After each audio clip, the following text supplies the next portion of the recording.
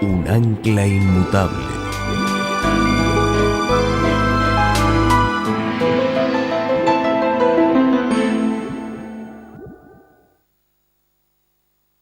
En esta tarde quiero continuar el tema que trazamos ayer en la tarde, desde una perspectiva un poquito distinta que lo que estudiamos ayer,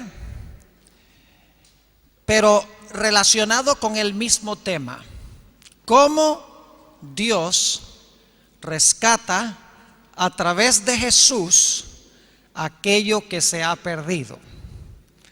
Antes de estudiar, sin embargo, vamos a inclinar nuestros rostros e implorar la presencia de Dios en forma especial con nosotros. Oremos. Nuestro Padre, nuestro Dios, gracias porque podemos interrumpir nuestras actividades regulares de la tarde para venir a este lugar con el fin de abrir tu palabra para escuchar tu voz. Pedimos, Señor, la presencia de tu Santo Espíritu. Abre nuestro entendimiento, enternece nuestros corazones para que podamos recibir el mensaje que tienes para nosotros. Te damos gracias por escuchar nuestra oración, porque te lo pedimos en el nombre de Jesús. Amén. En esta tarde quiero empezar nuestro estudio leyendo el mismo versículo con que empezamos ayer. Génesis, el capítulo 1 y el versículo 26. Dos puntos claves que quiero recalcar otra vez en este versículo. Está hablando de la creación del hombre y declara lo siguiente: entonces dijo Dios, hagamos al hombre a nuestra imagen, conforme a nuestra semejanza. Y ahora viene el primer concepto: y señoree, prefiero la palabra reine, porque tiene que ver con un rey. Reine, ¿dónde? En los peces de la mar, en las aves de los cielos, en las bestias, en toda la tierra y en todo animal que se arrastra sobre la tierra. Es decir, Dios le dio al hombre la función de rey y le concedió el territorio de la tierra para gobernar. Es decir, los dos puntos son que Dios colocó al hombre como rey y, en segundo lugar, le dio un territorio sobre el cual gobernar, el planeta Tierra. Pero como vimos en nuestro estudio ayer en la tarde, cuando Eva y luego Adán se dejaron vencer por Satanás, perdieron estas dos funciones. El hombre dejó de ser rey y el hombre perdió este planeta como su dominio. Y como vimos ayer, era imposible que cualquier ser humano recuperara estas dos cosas que Dios originalmente le concedió al hombre: dominio y el territorio de la tierra. El hombre necesitaba un redentor, pero dentro de la raza humana no había nadie que pudiera redimir lo que se había perdido, nadie que pudiera recuperar el reinado y el territorio, pues la Biblia dice: todos han pecado y están destituidos de la gloria de Dios. No hay justo ni aún uno. Todo parecía perdido para el ser humano. Pero la Biblia nos dice que Dios tenía un plan.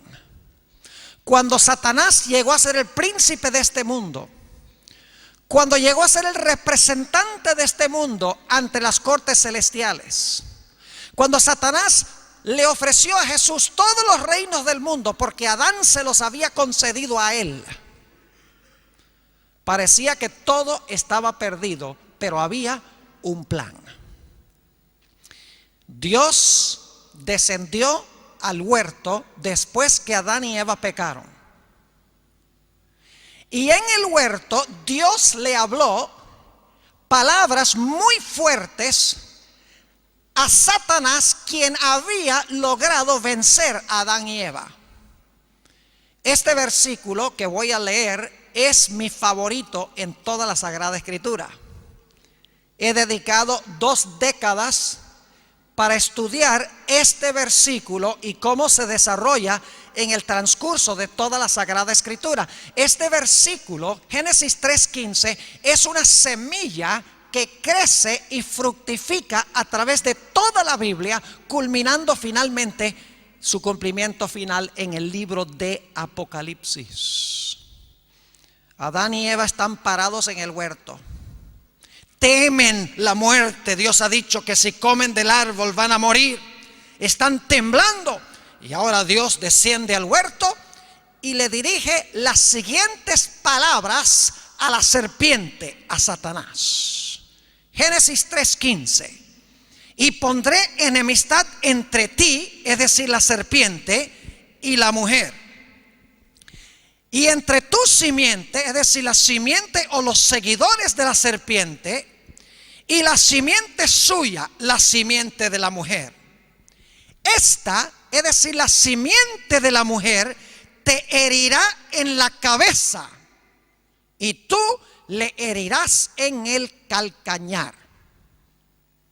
Dios le está diciendo a Satanás, estando presentes Adán y Eva: Satanás, tú le quitaste al hombre el dominio y el planeta, pero yo quiero decirte que yo voy a mandar al planeta Tierra una simiente nacida de mujer, y esa simiente te va a hacer la guerra a muerte.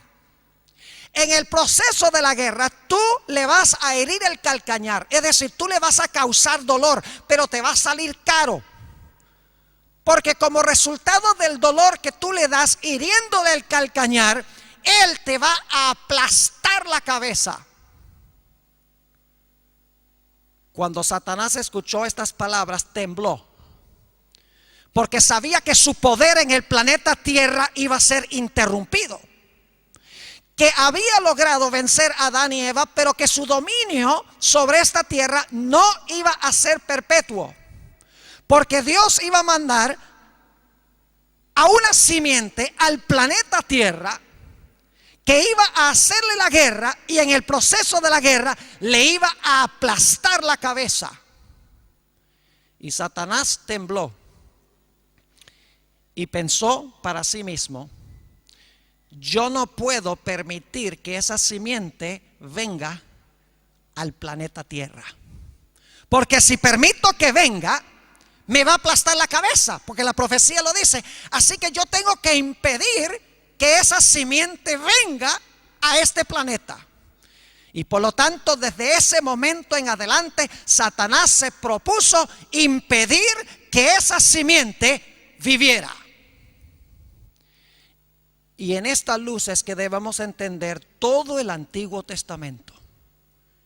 El Antiguo Testamento es la historia de Dios obrando para que se cumpla Génesis 3:15, y Satanás obrando para impedir que se cumpla Génesis 3:15. Dios moldeando los eventos terrenales para que pueda venir la simiente y aplastarle la cabeza a Satanás, y Satanás tratando de impedir que esa simiente pueda venir para aplastarle la cabeza. Les puedo dar varios ejemplos de historias en el Antiguo Testamento que leemos sencillamente como historias y no a la luz de Génesis 3:15. Por eso no las entendemos bien. La historia de Caín y Abel, primer cumplimiento de Génesis 3:15. En la historia de Caín y Abel hay una mujer, Eva. En la historia de Caín y Abel hay 2 simientes, como dice Génesis 3:15. En la historia de Caín y Abel hay enemistad. Y en la historia de Caín y Abel hay también involucrado la serpiente, Satanás. Porque en 1 de Juan 3:12 dice: no como Caín, que era del maligno y mató a su hermano. Caín mató a su hermano porque era del maligno, según la Biblia. La serpiente está involucrada detrás del escenario. ¿Por qué razón quiso Satanás usar a Caín para matar a Abel? Porque Satanás sospechaba que posiblemente Abel podría ser la simiente prometida que le iba a aplastar la cabeza. Así que cuando Abel muere, Satanás dice: problema resuelto, no más simiente. Pero los planes de Dios no conocen derrota. Así que ahora dice en Génesis el capítulo 4, Génesis el capítulo 4 y el versículo 25: y conoció de nuevo Adán a su mujer, la cual dio a luz un hijo y llamó su nombre Set, que significa sustituto. ¿Por qué le puso el nombre sustituto? Ella misma explica: porque Dios, dijo ella, me ha suscitado otro hijo en lugar de Abel, a quien mató Caín. Lamentablemente la traducción del 60 no capta el significado de este versículo, porque literalmente dice en el hebreo: porque Dios me ha sustituido otra simiente en lugar de Abel, a quien mató Caín. Es decir, Satanás quería deshacerse de la simiente y Dios dice: no vas a ganar así tan fácil, aquí te mando otra. Pronto Satanás se dio cuenta de que ninguna de estas personas del Antiguo Testamento eran la simiente. Se dio cuenta muy pronto que lo que estaba haciendo Dios era preparando un linaje de gente santa, de gente justa, de donde finalmente del linaje iba a traer al mundo el Mesías. Y comprendió que ese que iba a venir de ese linaje no era más ni menos que Jesús. Y por lo tanto Satanás dice: yo tengo que acabar con el linaje, y tengo que acabar, si no puedo acabar con el linaje de una manera, lo hago de otra forma. Y a través de todo el Antiguo Testamento, Satanás usó dos métodos para tratar de acabar con la simiente. Número uno, tratando de matar a la simiente, como vimos en la historia de Caín y Abel. El segundo método fue tratar de infiltrar a la simiente para dañar espiritualmente el linaje, para que se interrumpiera el linaje santo, para que no pudiera venir el Mesías. Es interesante analizar la historia del diluvio. La Biblia dice que antes del diluvio, los hijos de Dios, que son del linaje de Set, es decir, son el linaje de los justos, de donde vendrá la simiente prometida, los hijos de Dios vieron que las hijas de los hombres eran hermosas. Las hijas de los hombres son las descendientes del linaje impío de Caín. Es decir, los fieles hijos de Dios vieron a las hijas de Caín, es decir, a las impías descendientes del linaje de Caín, vieron que eran hermosas. Y dice la Biblia que empezaron a tomarse esposas de entre ellas. Los hijos de Dios se entremezclaron con los hijos de los hombres. ¿Qué estaba tratando de hacer Satanás con esto? Bueno, déjenme preguntarles: ¿cuántas personas creen ustedes que había en este mundo el día antes del diluvio? No sabemos exactamente, pero no eran miles, eran millones. Porque entre la creación y el diluvio pasaron 1656 años. No había escasez de recursos naturales, no había esterilidad, y los seres humanos vivían hasta tener casi 1000 años. ¿Cuántos hijos puede tener un hombre de 969 años? Ciertamente muchos. Claro, los tiene su mujer, pero es una obra cooperativa. No cabe duda que antes del diluvio había millones de personas en el planeta Tierra. Pero ahora escuchen lo que voy a decir. Lo aterrador es que cuando vino el diluvio, solamente habían quedado 8 personas fieles. Todos los demás se habían corrompido delante de Dios. El propósito de Satanás era corromper finalmente a toda la raza humana, para que no hubiese ni un solo personaje en el linaje santo a través del cual traer al Mesías. Y casi tiene éxito su empresa. Así que el diablo, tratando de destruir la simiente y tratando de corromper a la simiente, estaba procurando impedir que pudiera venir la simiente que le iba a aplastar la cabeza. Historias del Antiguo Testamento, montones de historias que se deben de entender de esta perspectiva. Por ejemplo, un día David está sentado en el palacio tocando el arpa para Saúl, y de repente dice la Biblia que Saúl toma una lanza y la tira con toda su fuerza para clavar a David a la pared. Pasó más que una vez. La Biblia dice que Saúl estaba endemoniado. ¿Por qué Saúl quería matar a David?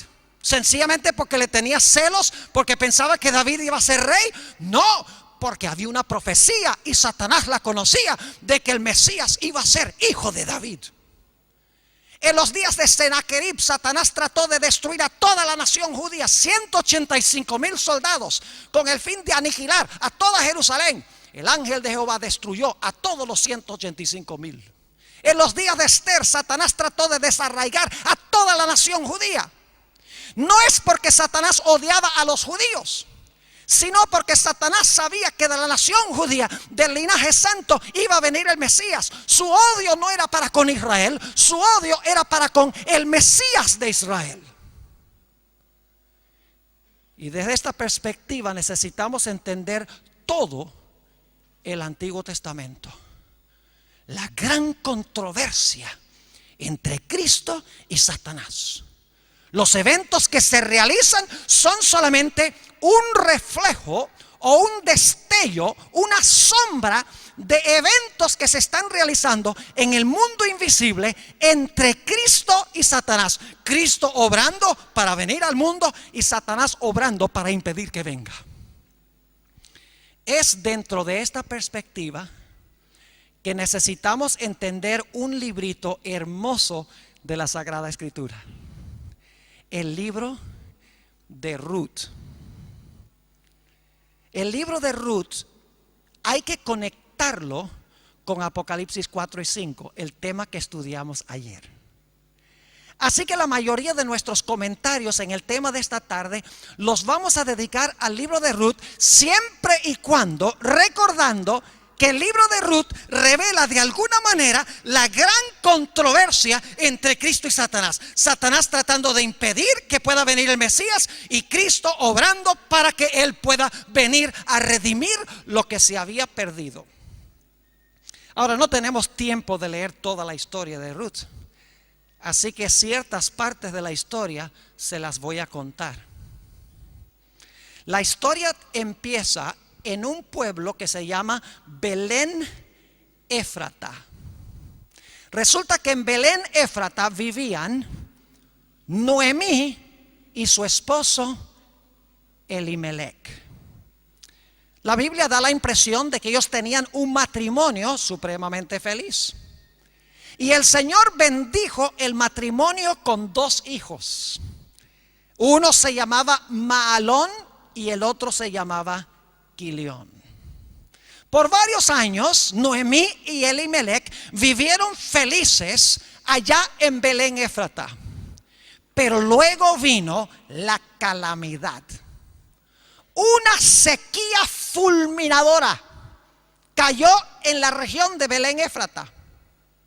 Y como resultado de la sequía, Elimelec tuvo que vender su herencia y emigró a la tierra de Moab. Ahora inmediatamente nos preguntamos, ¿de dónde vino esa sequía? ¿Y por qué fue que sucedió esa sequía? ¿Será que fue un desastre natural, sencillamente porque no llovió?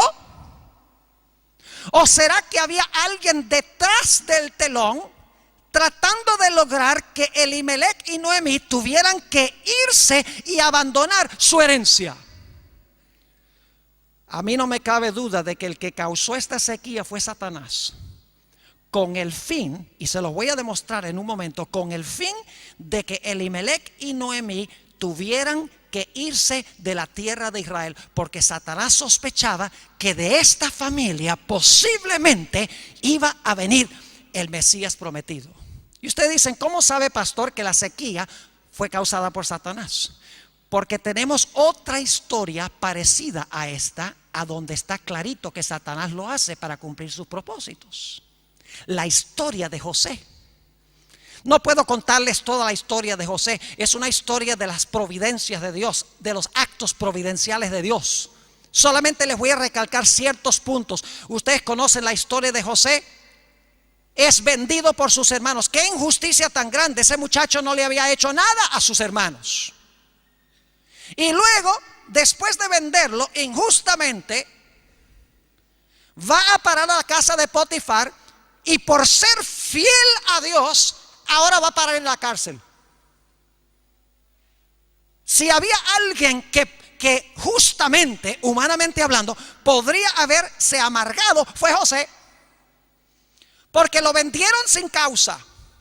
Y luego paró en la cárcel también sin causa. Podría haber renegado contra Dios. Podría haber dicho, ve, yo soy fiel a Dios y mira lo que me da Dios. Me venden y luego voy a parar a la cárcel. Pero José había decidido en su corazón que él iba a ser fiel a Dios, que él no podía entender lo que estaba pasando, pero Dios tenía un plan. Y ciertamente Dios tenía un plan. Para cortar una historia larga, José conoció en la cárcel al copero de Faraón.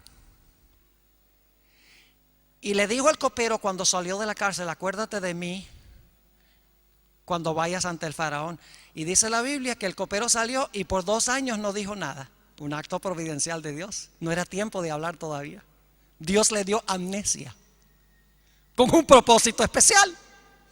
Pero a los 2 años, cuando el faraón tiene estos sueños de las vacas gordas y flacas y las espigas gordas y flacas, ahora es necesario alguien que interprete el sueño. Y en el momento preciso, el copero dice, tengo el candidato.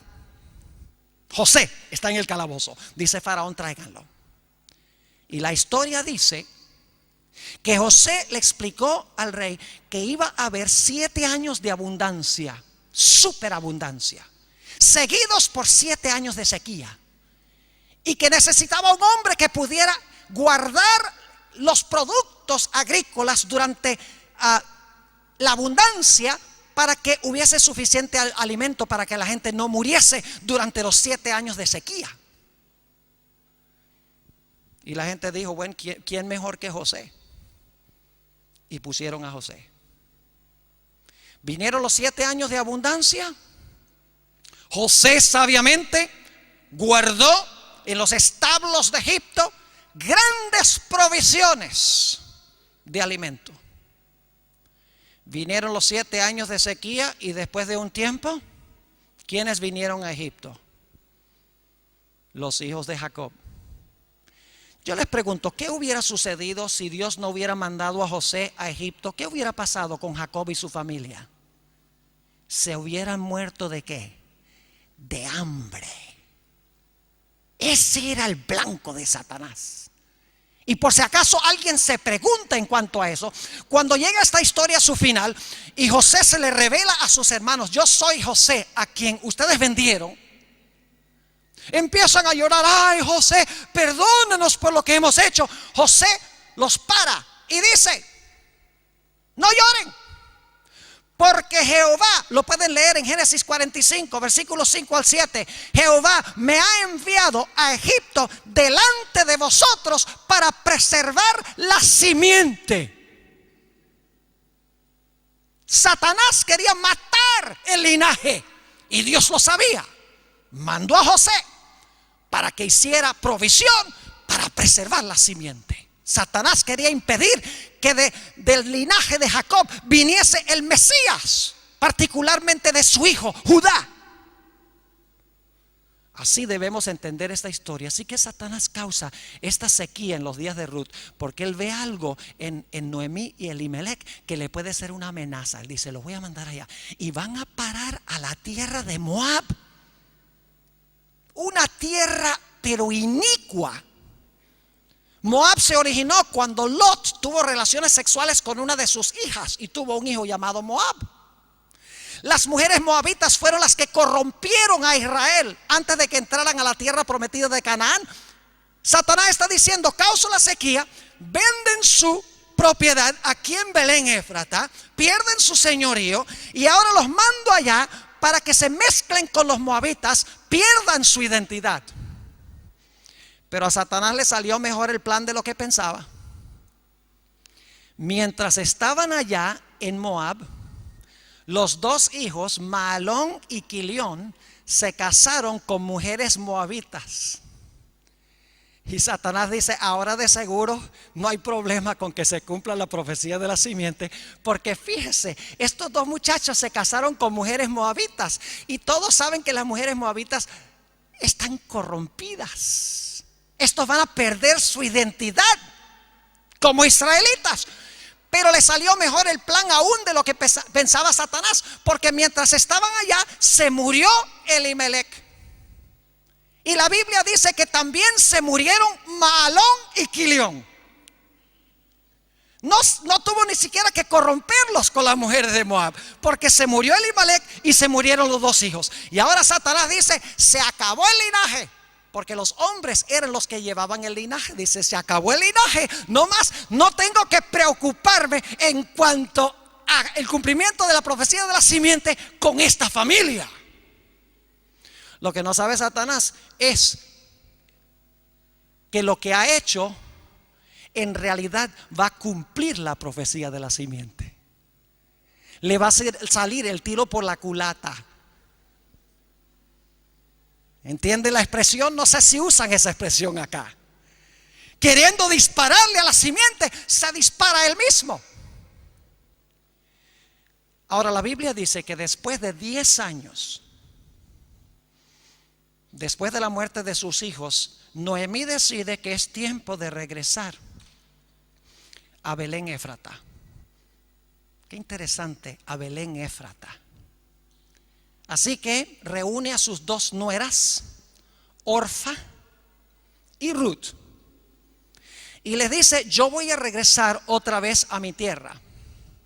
Les doy a ustedes la opción de que vayan conmigo o se queden, pero les recomiendo más bien que ustedes se vayan otra vez a su parentela y a sus dioses. Encontramos el relato de esto en Ruth, el capítulo 1 y el versículo 10. Y le dijeron: ciertamente nosotras iremos contigo a tu pueblo. Y Noemí respondió: volveos, hijas mías, ¿para qué habéis de ir conmigo? ¿Tengo yo más hijos en el vientre que puedan ser vuestros maridos? Volveos, hijas mías, e idos, porque yo ya soy vieja para tener marido. Y aunque dijese: esperanza tengo, y esta noche estuviese con marido, y aún diese a luz hijos, ¿habíais vosotras de esperarlos hasta que fuesen grandes? ¿Habíais de quedaros sin casar por amor a ellos? Es decir, no tengo hijos. Si tuviera hijos, de aquí al momento cuando sean grandes y puedan casarse con ustedes, ya es demasiado tarde. Dice: no, váyanse.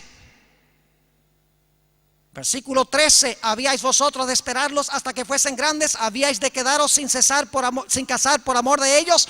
No, hijas mías, que mayor amargura tengo yo que vosotras, pues la mano de Jehová ha salido contra mí. Noemí está renegando contra Dios, porque primero tuvieron que vender su herencia por la sequía, luego se me muere mi esposo, luego se mueren mis hijos, y ahora estoy a punto de perder mis nueras. Jehová me ha tratado mal.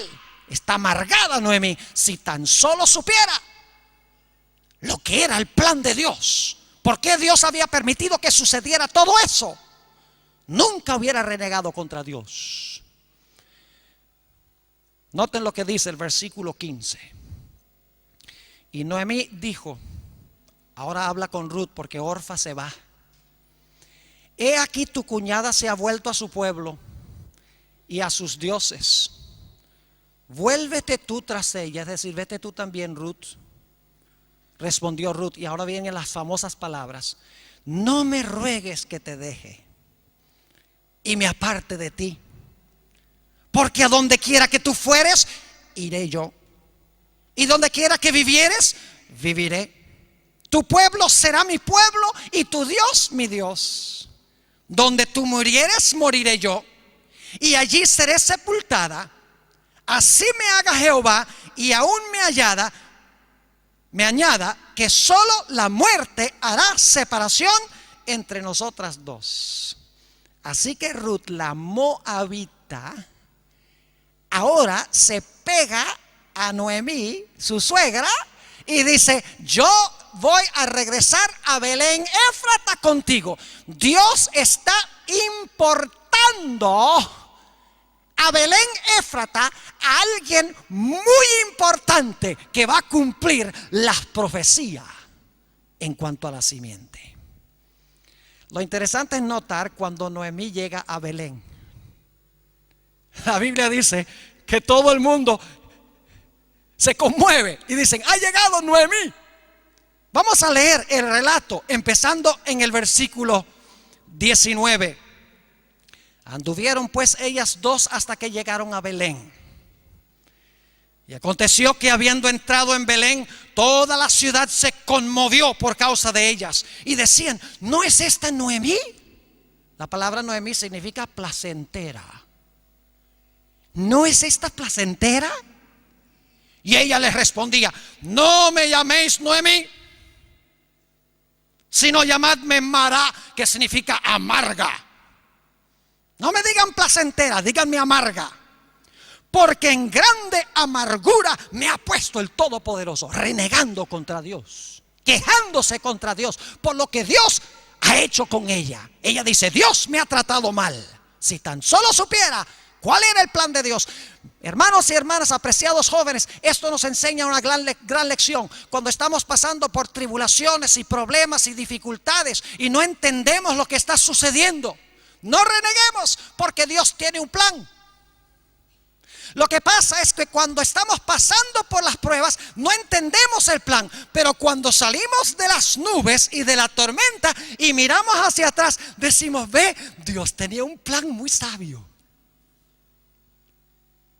No reneguemos por las cosas que nos vienen a la vida. No nos quejemos, porque Dios tiene un plan. Versículo 21.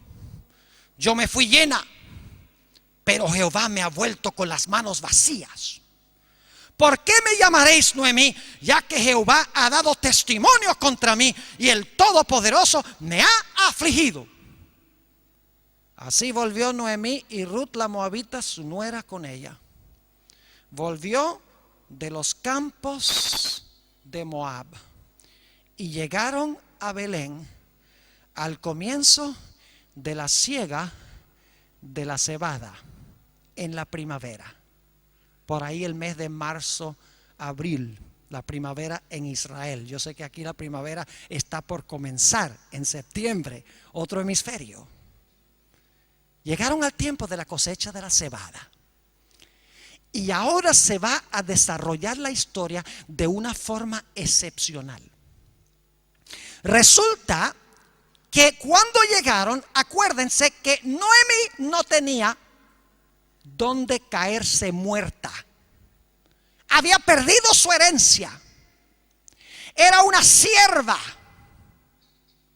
Y no tenía, es más, no tenía nadie que perpetuara el nombre de la familia de donde podría venir la simiente. Su nombre iba a desaparecer en la historia, porque todos los varones se habían muerto en la familia. Ella necesitaba un redentor, un pariente cercano que pudiese redimir la herencia perdida, pudiese restaurarlas nuevamente en señorío sobre esa herencia y pudiese perpetuar su nombre. Pero no había varón. Aquí es donde la historia se vuelve interesante. ¿Recuerdan lo que leímos ayer de Levítico 25:25? No lo vamos a leer hoy otra vez. Dice que si alguien vendiere su posesión o su herencia, el hermano, el pariente cercano, lo podrá redimir pagando un precio. El capítulo 25, 48 y 49 dice que si alguien se vende él mismo a servidumbre y esclavitud, podrá también ser redimido de servidumbre a través del pago de un precio por un pariente cercano. Y en el libro de Ruth dice que si Noemí pudiese conseguir a un pariente cercano de Elimelech, el nombre de Elimelech podía ser también perpetuado. Pero ¿quién podía servir las veces de pariente cercano? Fíjense cómo funciona la providencia de Dios. Tan pobre era Noemí y su nuera Ruth, que dice que Ruth tuvo que ir a los campos de un hombre llamado Booz. Y Ruth vendimiaba las orillas del campo de Booz. En la ley mosaica se le prohibía a los dueños de los campos que cosecharan por completo el campo. Debían dejar cierta cantidad de la cosecha sin cegar para que los pobres de la tierra pudiesen beneficiarse de las vendimias que habían quedado. Tan pobre era Noemí y Ruth que ahora Noemí manda a Ruth prácticamente a mendigar las vendimias en el campo de un hombre llamado Booz. Y ahora por coincidencia, y eso lo digo no en serio, por coincidencia. En las cosas de Dios no hay coincidencia, lo que hay es providencia. Providencialmente ahora Booz oye que hay una mujer que está vendimiando sus campos, cosechando lo poco que había sobrado después de la cosecha. Y Booz se pone a averiguar quién es. Oh, es Ruth, la nuera de Noemí. Y Booz dice: Noemí, ¿no era ella la esposa de Elimelech? Pero si yo soy pariente cercano de Elimelech, ¿así de pobres han quedado? Y se pone a averiguar. Booz llama a Ruth, y para hacer una historia larga, muy corta, Booz ofrece servir las veces de pariente cercano o de redentor. La palabra hebrea es goel, se usa 118 veces en el Antiguo Testamento, y a veces se traduce redentor, a veces se traduce rescatador, y a veces se traduce también pariente cercano. ¿Qué puede haber? ¿Qué comparación puede haber entre un redentor y un pariente cercano? La respuesta es que el pariente cercano era el redentor según la ley mosaica. Así que Booz dice: yo estoy dispuesto de pagar el precio para rescatar la herencia que se había perdido, para reinstaurar otra vez a Noemí en su posición y para perpetuar el nombre de Elimelech. Pero había un problema, y es que había un pariente más cercano que Booz. No tenemos tiempo de leer todos los versículos, pero en el capítulo 3 y el versículo 13, Booz le dice a este pariente más cercano, le dice: mira, ¿por qué no redimes tú la herencia de Elimelech casándote con Ruth? Y el individuo dice: está bien. No, eso no es lo que dice. Él dice: rescatar la herencia está bien, pagar el precio para devolverle otra vez sus tierras está bien, pero casarme con Ruth no. Así que él dice: paso, no lo quiero hacer. Así que ahora el camino quedó abierto para que Booz sirviese como el rescatador, como el redentor, como el pariente cercano, para rescatar la herencia perdida, para rescatar el señorío perdido y para perpetuar el nombre de donde en el futuro podría venir el Mesías. Y la Biblia dice que Booz se casó con Ruth. Ahora llegamos al clímax de la historia. Aquello hacia lo cual se están moviendo todos estos eventos. Recuerden Génesis 3:15. Satanás obrando para impedir que se cumpla la profecía de la simiente. Dios obrando para que se cumpla.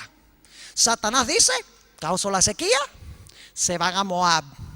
Se corrompen con los moabitas. De esa familia no se puede cumplir nada.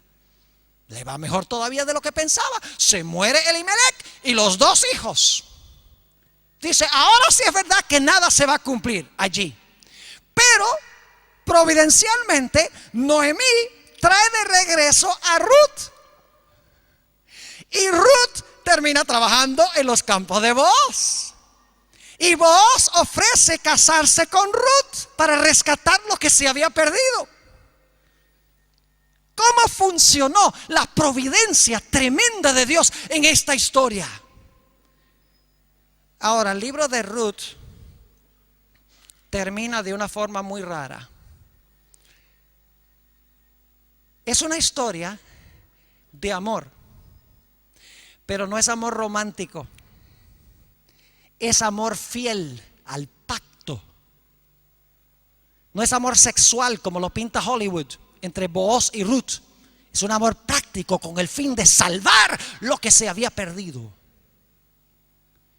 Y es interesante que la historia de Ruth, uno esperaría que la historia terminara diciendo, Booz y Ruth se casaron y vivieron felices para siempre.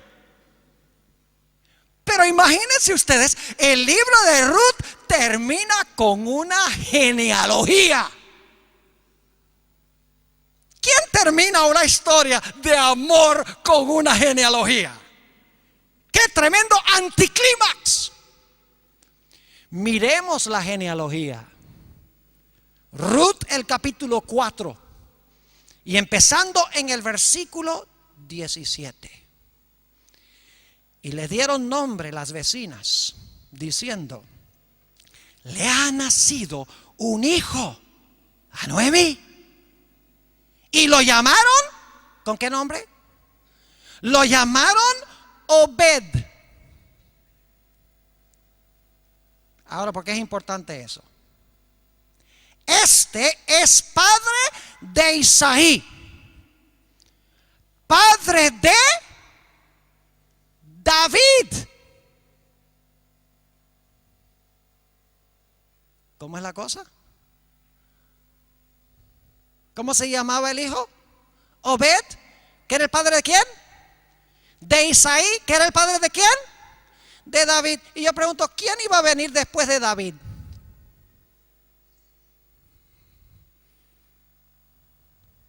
Vayan conmigo a Mateo 1. Mateo el capítulo 1 y el versículo 3 al 6. Y vamos a leer el versículo 1 para captar el contexto. Mateo 1 y el versículo 1 al 6. Libro de la genealogía de Jesucristo, hijo de David, hijo de Abraham. Ahora noten eso, hijo de David, hijo de Abraham. Abraham engendró a Isaac, Isaac a Jacob, y Jacob a Judá y a sus hermanos. Judá engendró de Tamar a Fares y a Zara, Fares a Esrom y Esrom a Aram. Aram engendró a Aminadab, Aminadab a Naasón, Naasón a Salmón, Salmón engendró de Rahab a Booz, Booz engendró de Ruth a Obed y Obed a Isaí, Isaí engendró al rey David. ¿Y dónde termina esta genealogía? Termina con el nacimiento de Jesús, hijo de María. ¿Por qué se realizó toda esta trama? Satanás tratando de impedir que venga la simiente. Lo más interesante es que todo lo que hizo Satanás para impedir que viniera la simiente fue lo que causó que fuera posible venir la simiente. Me gusta comparar la historia con un juego de ajedrez. ¿Hay alguien aquí que juega ajedrez? Uy, ya veo una mano aquí adelante. Son las únicas que puedo ver bien. Ese es un juego de gente inteligente. Para mí los juegos que yo sé jugar son los que hay que jugar para adelante. Nada de eso para el lado y dos espacios. Solo damas chinas. Moverlo para adelante. Me gusta comparar la historia con un juego de ajedrez. En un lado de la mesa está sentado Cristo y en el otro lado está sentado Satanás.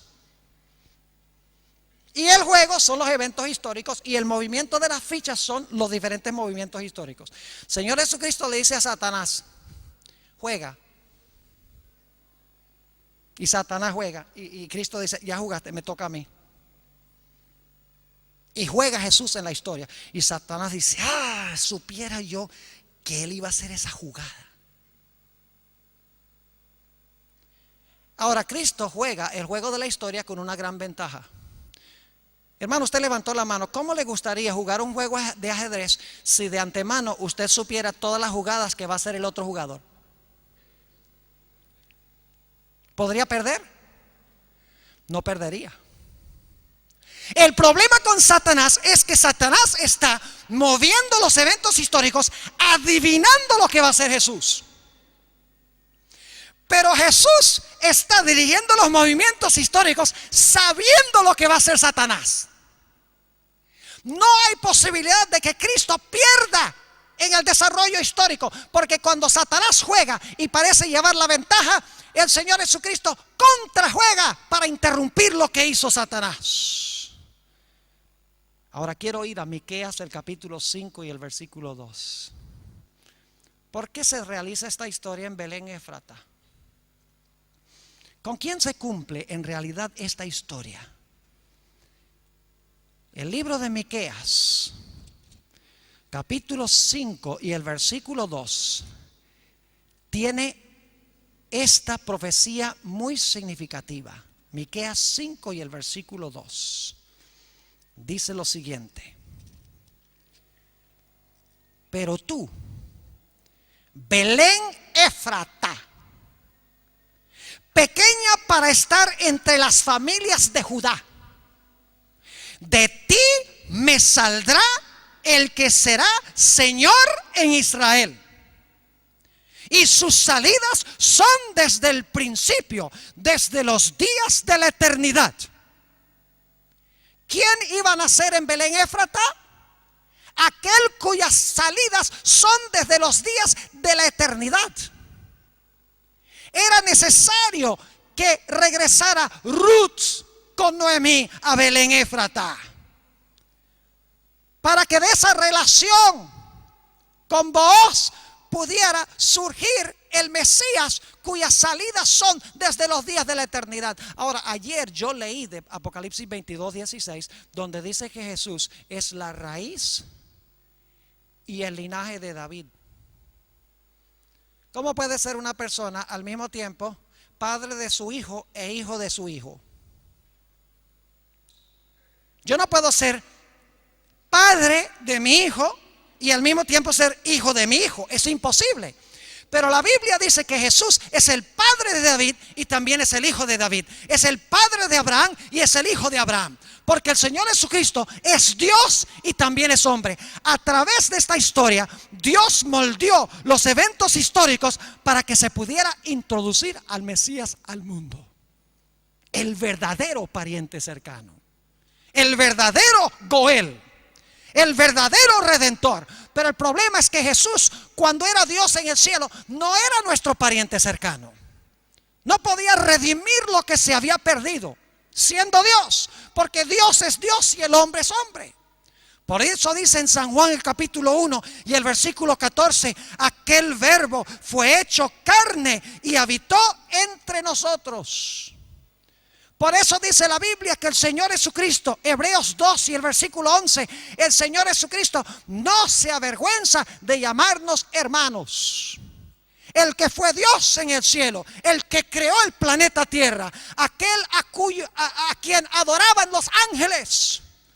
Cuando vino el cumplimiento del tiempo para poder ser nuestro pariente cercano, se incorporó dentro de la raza humana. lidió contra Satanás, peleó con él, le dio un golpe mortal en la cabeza para redimir la herencia perdida, para que pudiéramos recuperar la posición como reyes sobre este planeta y para que nuestro nombre no sea borrado del libro de la vida. Solo haciéndose uno de nosotros podría lograr esto. Ahora, ¿qué diremos de nosotros?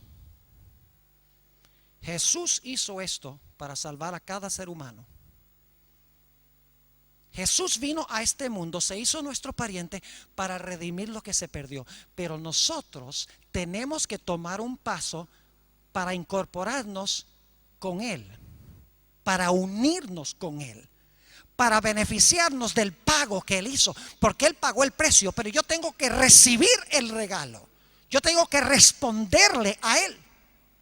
Como mencionábamos ayer, el único que merece ser llamado hijo de Dios en verdad es Jesús. Es el único verdadero hijo de Dios fiel. Pero la Biblia dice que cuando yo me uno con Jesús, cuando yo recibo a Jesús, cuando me hago miembro de la familia de Jesús, cuando me hago hermano de Él o hermana de Él, ahora Cristo viene al Padre y le dice: Padre, tengo mucho gusto de presentarte a mi nuevo hermano, a Juan, mi nuevo hermano. Padre, tengo ahora el gusto de presentarte a mi nueva hija, mi nueva hermana, tu nueva hija, María.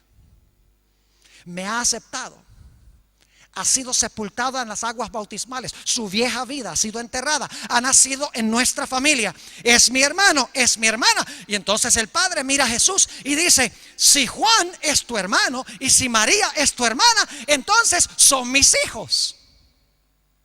Eso es lo que dijo Jesús, lo que quiso decir Jesús cuando declaró: yo soy el camino, la verdad y la vida. Nadie viene al Padre sino por mí. Nos unimos a Jesús y a través de Jesús nos unimos con Dios como hijos e hijas de Dios. ¡Qué gran privilegio el ser hijos e hijas de Dios!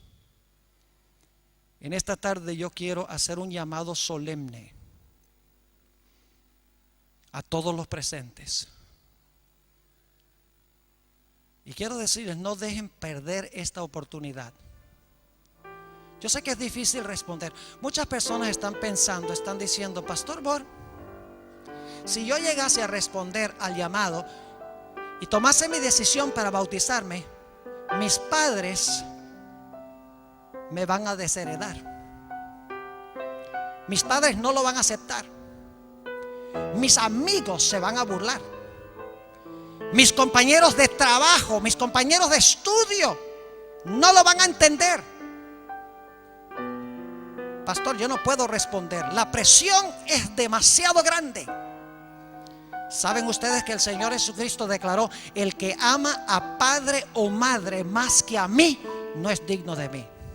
El que ama a hermano o hermana más que a mí no es digno de mí. Y yo añadiría: el que ama a amigo o amiga o compañero de estudio más que a mí no es digno de mí. Dice en Gálatas 3, 26 y 27: todos vosotros sois hijos de Dios a través de Jesucristo, en quien hemos sido bautizados. El momento del bautismo, Dios mira del cielo y dice: este es mi hijo amado, es miembro de mi familia. Esta es mi hija amada, es miembro de mi familia. El bautismo es el momento de la incorporación a la familia de Dios. Herederos con Jesús, algún día recuperando el dominio sobre el mundo y nuestro nombre perpetuado por la eternidad en el libro de la vida. No pierdas esta oportunidad. Es un asunto de vida o muerte. Yo quiero preguntar en esta tarde: ¿hay alguien o hay personas aquí que quieren decirle al Señor Jesucristo: Señor Jesús, yo quiero aceptarte como mi Salvador? Yo quiero recibirte como el regalo que Dios ha enviado a este mundo. Señor Jesús, yo quiero ser tu hermano, yo quiero ser tu hermana. Te quiero recibir como el Goel, como el Redentor, como el pariente cercano. Quiero vivir por la eternidad contigo. ¿Hay alguien en esta tarde que quiere decirle eso al Señor Jesucristo levantando la mano? No dejes pasar esta oportunidad. Es demasiado solemne. ¿De qué vale que el hombre gane todo el mundo y pierda su alma? Si por la presión tú no respondes ahora, sí te va a ir mejor en esta vida, pero ¿de qué vale que ganes el mundo, el favor de los padres y de los compañeros y de los amigos, y pierdas tu alma? La Biblia dice: el que creyere y fuere bautizado, este será salvo. Hay alguien en esta tarde, lo voy a hacer aún más significativo. No solo les voy a pedir que levanten la mano, sino si hay personas que quieren decir: Señor Jesús, yo quiero recibirte como Salvador, y yo quiero prepararme para algún día, no muy lejano, unirme contigo a través del bautismo. Yo quiero pedirles que por favor vengan al frente. Yo voy a tener una oración con ustedes en esta tarde. ¿Hay alguien aquí que quiere romper el hielo y pararse en medio de toda esta congregación y decirle: Señor Jesús, yo sí públicamente escojo recibirte y aceptarte como Salvador? ¿Alguien en esta tarde? Gloria a Dios.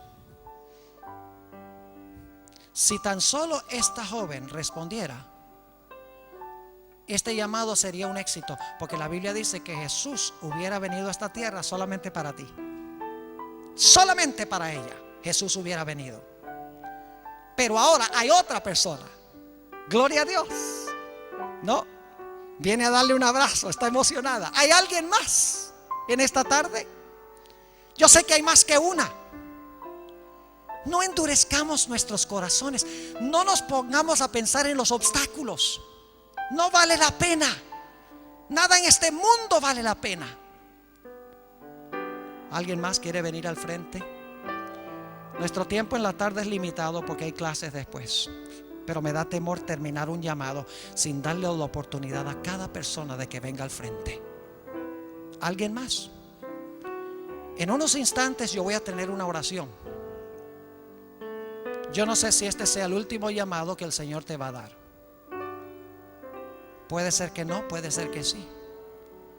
Mientras más demoramos nuestra respuesta a Dios, menos fuerte escuchamos la voz de Dios.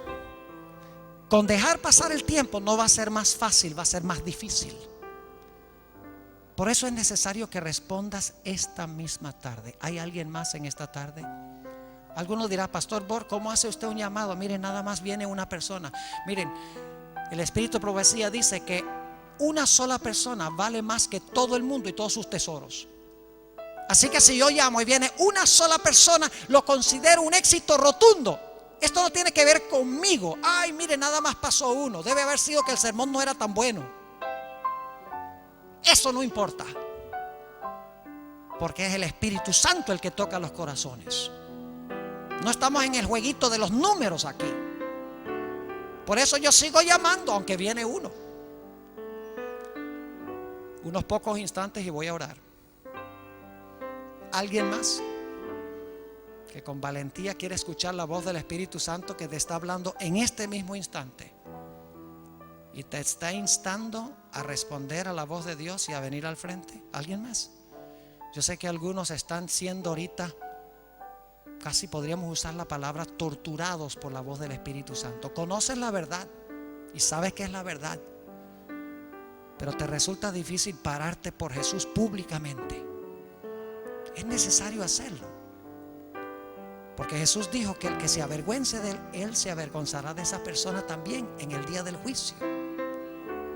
Solo voy a permitir unos segundos más y voy a orar. Se cierra por esta tarde la puerta de la oportunidad. ¿Alguien más?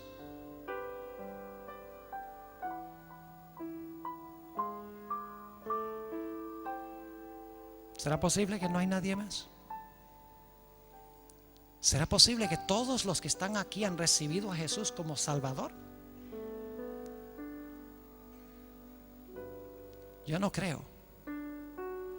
Yo creo que hay personas aquí que deben ahora tomar una decisión. Responde: Jesús te llama, Jesús te está hablando en esta tarde. Muy bien. Hay gozo en el cielo por esta hermana preciosa que ha venido aquí al frente. Hay tristeza en el cielo porque hay muchos más que deberían haber respondido y no lo hicieron. Pero yo voy a continuar orando por ti. He estado orando por meses sin saber quiénes son ustedes, para que en esta semana de oración los que deben responder lo hagan. Y yo oro al Señor que en el llamado de mañana en la tarde el Espíritu Santo se manifieste en forma magistral en este sitio, que se rompa el hielo y que los que tienen el corazón cerrado lo abran, respondiendo al llamado de Jesús. Si alguien durante la oración quiere venir al frente, le invito a que lo haga. Oremos. Padre Celestial, te damos gracias porque nos has sacado de las tinieblas a tu luz admirable. Te damos gracias porque desde el mismo comienzo, cuando entró el pecado al mundo, tú prometiste enviar a un redentor, a un pariente cercano para rescatar lo que se perdió. Señor, te quiero dar gracias por esta alma que ha venido aquí al frente, parándose sola enfrente de esta congregación. Gracias por ella. Te ruego que muy pronto ella pueda sellar su pacto con Jesús a través del bautismo. Pero hay muchas personas aquí, Señor, en esta tarde que tienen el corazón duro. Saben la verdad. Saben que deben responder. No lo han hecho. Han cerrado su corazón. Te ruego, Señor, que tú continúes trabajando con esos corazones. Que tu Espíritu Santo no les conceda ni un instante de paz hasta que se hayan doblegado y hayan hecho una entrega de sus vidas a Jesús. Mi querido joven, señorita, si en este momento estás escuchando la voz del Espíritu Santo, ponte de pie donde quiera que estás. Dile sí a Jesús. Padre,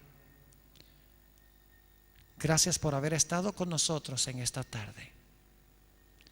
Y te doy gracias por escuchar mi oración, porque te lo pido en el precioso nombre de Cristo Jesús. Amén. Amén.